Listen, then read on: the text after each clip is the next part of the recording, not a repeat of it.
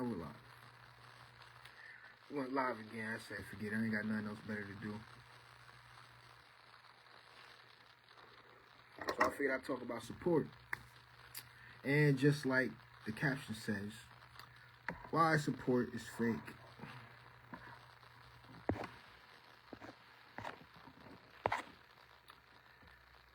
So I'm gonna just go ahead and go straight on in, I used to think support meant people showing up when things got hard, And I'm talking about in the social media realm. I'll probably go off in the real world aspect a little bit later in this. But I mean like the whole likes, comments, the whole cliche, you got this. Oh, that's what's up. Oh, I see you. Oh, yeah, all that, right? I really used to think that used to mean like support, especially when things got hard, like I said earlier. All that kind of noise. And I'm gonna be honest with you, it felt good for a second. And then you realize rent's due. Or you realize that your phone bill's due and the phone stopped buzzing. And then reality ends up pulling up unannounced, right? So, and in some way, shape, form, or fashion, I guess that mask ends up falling off. And I realized that most support is really just performative because it's free. It costs nothing. A tap on the screen is cheap. A repost is cheap. Saying I'm pray for you, that's cheap. Because sometimes you don't even know if that's from the heart or not. Because somebody praying for you, they could be praying on your downfall. Some people say that there's no risk, there's no skin in the game, no accountability. And it lets people feel moral without being useful. Oh, I said something nice to them, but was I really useful? I'm pretty sure people end up having that thought in the back of their mind after they hit that like, after they hit that after they shared that comment, after they actually did share that post. And from a corporate term, this is a low-cost signaling. But if you want to keep it nitty-gritty, y'all motherfuckers is really out here just fronting. A bunch of fake motherfuckers, bro. Ain't no other way to put it. A bunch of bitch-ass motherfuckers who's fake, bro.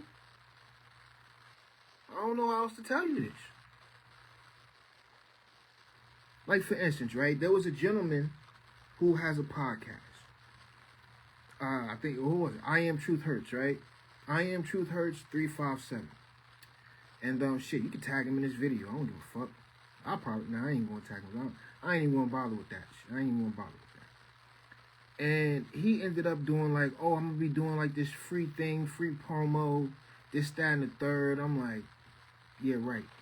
So I said, let me put it to the test real quick. I shared it. Mind you, I wasn't looking for it. The fuck I need free promo for? I'm the one giving out free templates and free guides on how to build fucking businesses. The fuck I need it for, right? And probably no more than half an hour, 15 minutes later, my initial thought was either he got overloaded because people say, hey, free, let me hop on it. Or he just 9 times out of 10 said, nah, fuck that, ain't shit free out here. And then again, like I said before, that's motherfuckers just be out here fronting, bro. I don't know how else to put it. But then again, that's just a context because I'm not there behind the scenes with old dude. I don't know how else to put it to you. But when you really think about it, performative support exists to project the supporter's image and not the person in need. It's never about the person in need.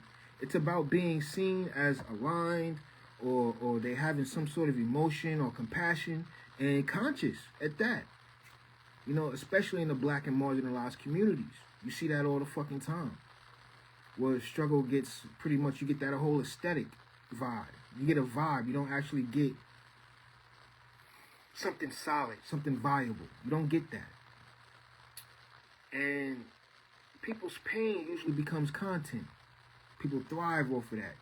People sit there and post stuff that intentionally set somebody off.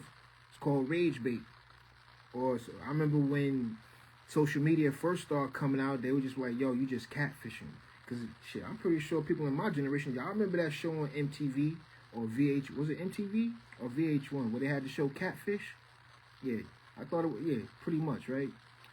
And pretty much that's where struggle, that right there in itself, that's an aesthetic.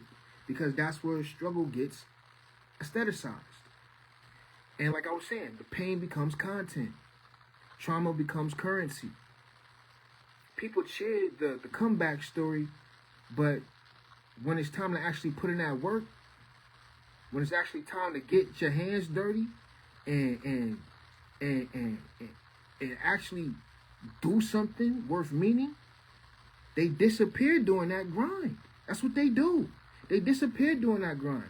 And you can't say that's somebody that's in your community. You can't say that's somebody that's in your village. No, you're just a fucking spectator. You're not really there for support. You're just a fucking spectator. That's all you really are, yo. And excuse me, I know I'm sounding real raw, real nasty right now, but this is the only way I believe that this message, because there are other messages out there that I put out there that actually have gotten across, but this one seems like that's the only way it's going to get across, because, matter of fact, this is the part that nobody likes to hear, right? Performative support survives because it asks nothing of anyone. No time, no consistency, no sacrifice, no nothing. So who are you really supporting? I mean, shit, you don't even have to change your schedule. You ain't got to change your budget. You ain't got to change your priorities. You just have to comment some fire emojis and keep it scrolling. That's all you got to do. But that's not how real community is built. It's not. It's built in those boring, unsexy moments. It's built in those moments where, let's say, for instance, you show up when there's nothing to post. There's nothing to post whatsoever, but yeah, still you showed up. That's somebody that's in your community. That's somebody that's in your tribe. That's somebody that's in your village. But yet and still, you get the motherfuckers that's only there when there's something to post. Are they really there to support you? Or are they there just to sit there and watch? Sit there and say, yeah, I know you can do it. All right, so you know I could do it. Where the fuck were you at while I was doing it? And for those, don't take this as an attack, because I know there's people out there who actually genuinely love me and support me. And I appreciate y'all for that. I really do. I really fucking do. I really do appreciate that. But real community shows. All right, we're back. I don't know. It seems like every time somebody pops on the live, it freezes out. I know it's not the connection here, because the connection's pretty good and strong.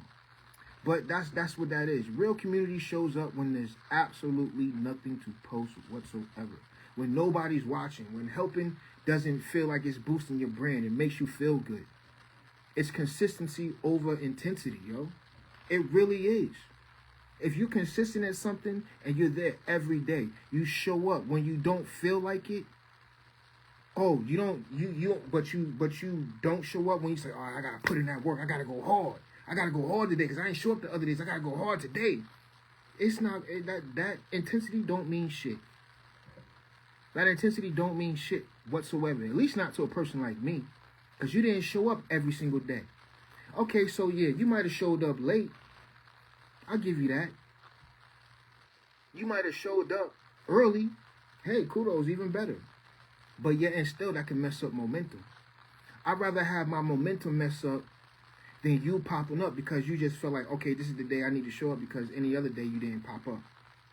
You know, one person checking in every week beats 1,000 people cheering at once. Sincerely, yo. Excuse me, hold on. Excuse me.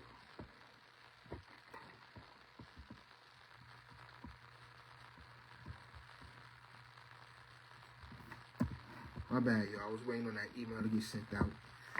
These, speaking of emails, for those who want to know what email system I'm using, I'm actually using MailerLite. It's actually one of this. I think it's better than Mailchimp. I think it's better than some of these other email platforms. I really do. That's just my honest opinion. Especially in the free version. When I started out, it was a free version. Yo, that shit was slapping. Kudos to MailerLite, yo. But let me get back to the thing. You know, your community, your village, your tribe. You know, that those are the ones who share resources, not just opinions. They share informations, introductions, accountability, sometimes money, sometimes a couch. Sometimes it's just honest feedback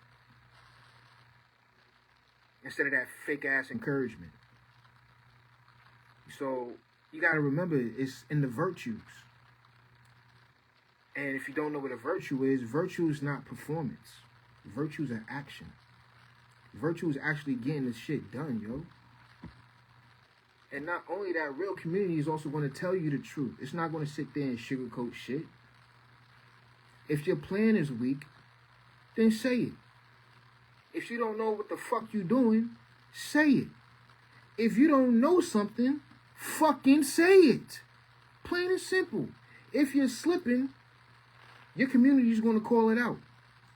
If you're avoiding the work, they're not going to clap for the fucking excuses that you're making. Because I hate fucking excuses. I really do.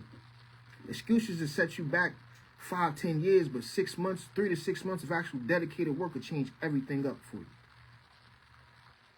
And when you really think about it, that's love with a backbone. And coming from the black community, that's pro-black leadership and not pro-black aesthetic whatsoever. So if you're in the business field, let me give you a hard executive takeaway.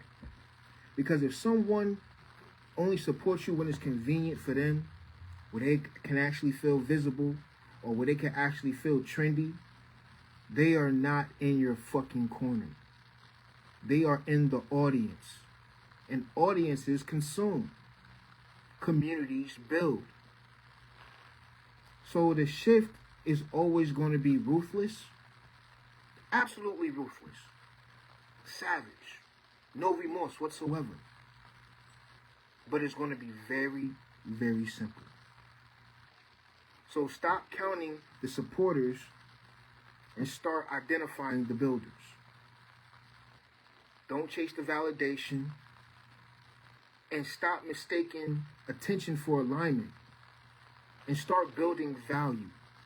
Start giving value once you built that value. And the people who won't matter won't always be the loudest. They'll be the most consistent. They won't always agree with you. They'll stand with you. They'll walk by you. They'll walk with you. And they won't always post about you. What they'll do is that they will invest in you. And that's how real community is built. Quiet, solid, and unshakable. And once you have that, you don't need the noise anymore. You just end up moving different. And it took me a while. It didn't take me long to realize that, because I had to realize who was around me. I had to literally take a step back and realize who was in my corner and was there to genuinely support me, or who was there to actually just sit there and say, yo, I'm going to watch this dude make a fool of himself, and I'm going to give him some claps and a pat on the back saying, yeah, you did that. Okay, so you just watched somebody humiliate themselves. You just watched somebody go through one of their darkest moments and then took their pain and laughed at it. To me, I say, fuck you. You capitalize off of somebody else's pain? In this day, in this country, and in this age of society, modern society, it's become the normal. It really has. But then again, you can't avoid embarrassment. It's inevitable. Not saying I'm here to embarrass anyone. Not sitting here saying that I'm here to purposely do things to make you feel less than. Not here to say if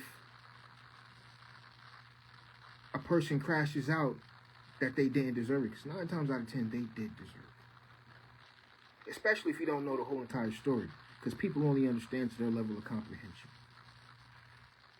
Which is very sad, if you ask me. But with that being said, I'm going to go ahead and end this live.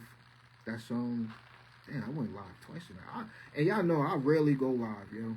I rarely do this. I rarely go live and tell my stories or anything like that.